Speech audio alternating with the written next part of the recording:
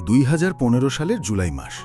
ঠাকুরগাঁও জেলার এক ছোট্ট শহরের কলেজে নতুন ভর্তি হয় একটি ছেলে, রায়হান। সে ছিল খুবই শান্ত স্বভাবের, নিরিবিলি ছেলের মতো। মাথা নিচু করে চলে, কারোর সঙ্গে চোখাচোখি না করে, কেবল নিজের পড়াশুনো আর স্বপ্ন নিয়েই ব্যস্ত। প্রথম দিনেই তার চোখে পড়ে এক মেয়ে, আদিবা। কলেজের লাইব্রেরিতে প্রথমবার দেখা। মেয়েটি চোখে চশমা পরে, খাতা হাতে নিয়ে বইয়ের র্যাক থেকে বই নিচ্ছিল।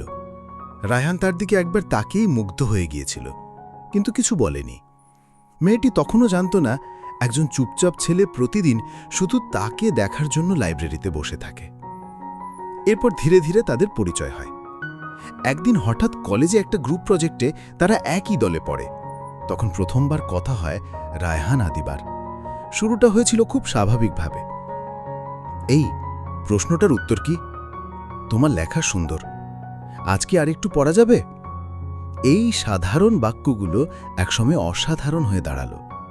দুজনের প্রতিদিন দেখা হতে লাগলো, কখনো লাইব্রেরিতে, কখনো মাঠের এক কোণায়, কখনো কলেজ শেষে রাস্তার মোড়ে।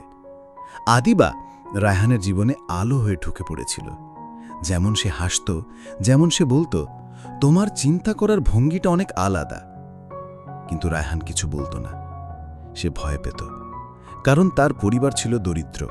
বাবা পাট কাটা শ্রমিক আর মা স্থানীয় হাসপাতালে কাজ করতেন। আর আদিবার পরিবার ছিল শহরের প্রতিষ্ঠিত ব্যবসায়ী। ভালোবাসা তার ছিল, কিন্তু সাহস ছিল না।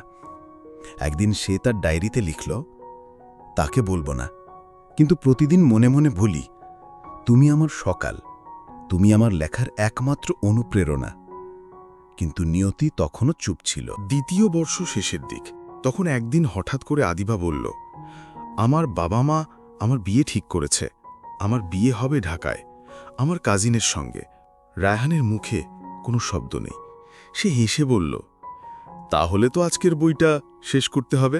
না, আদিবা বুঝেছিল কিছু একটা অদৃশ্য হয়ে গেল। পরের দিন রায়হান তাকে ডেকে নিয়ে গিয়েছিল লাইব্রেরির ছাদে।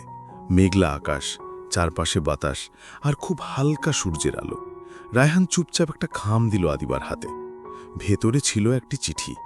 তাতে লেখা ছিল, তুমি জানো না তুমি কাকে দিয়ে যাচ্ছ। তুমি আমার সাহস, তুমি আমার প্রতিদিনের অনুপ্রেরণা।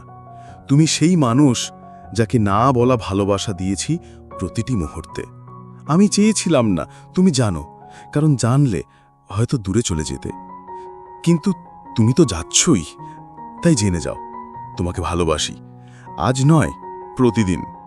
সেই প্রথম দিন থেকে আদিবার চোখে জল নিয়ে বলেছিল, তুমি আগেই বললে না কেন রায়হান? আমি কাউকে চাইনি, আমি চাই তোমাকেই। কিন্তু ততক্ষণে সময় শেষ হয়ে গেছে।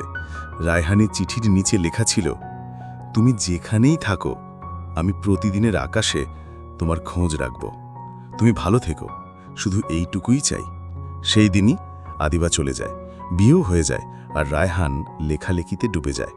সে তার অনুভূতির প্রতিটি ছোঁয়া দিয়ে কবিতা লেখে, গল্প লেখে, নিজের নামের বদলে আদিবার নামে বই ছাপে। কেউ জানে না এক নিরিবিলি লেখক তার জীবনের প্রতিটি লেখায় একজন মানুষকে বাঁচিয়ে রেখেছে। সব ভালোবাসা একসাথে থাকা মানেই নয়। কিছু ভালোবাসা দূর থেকে প্রতিদিন প্রার্থনা করা এবং কারুর নাম নিয়ে লেখা হয়ে যাওয়া, প্রতিটি কবিতায় বেঁচে থাকা।